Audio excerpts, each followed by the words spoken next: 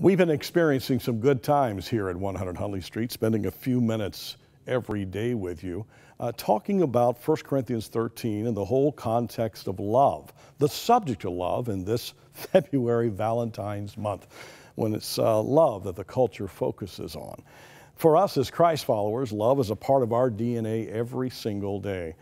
1 Corinthians chapter 13 reminds us, though, before we ever get to the issues of what love is, the writer, the Apostle Paul, reminds us what love is not. In verse 1, he says, love is not what I say.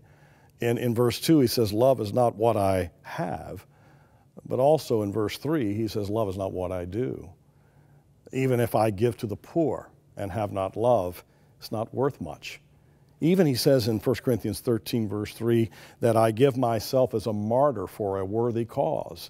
If that isn't rooted or baked in God's authentic love, then it's in vain.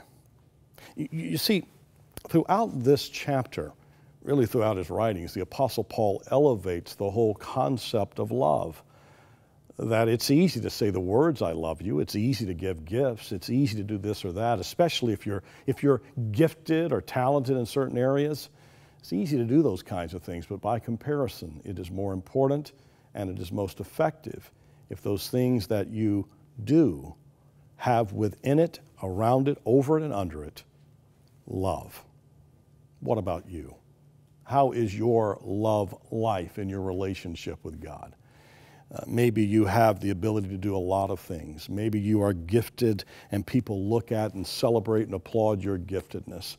But Paul reminds folks like you and me that unless we have within us authentic, genuine love for others, a love that only comes from God, what we do in this world won't matter much at all.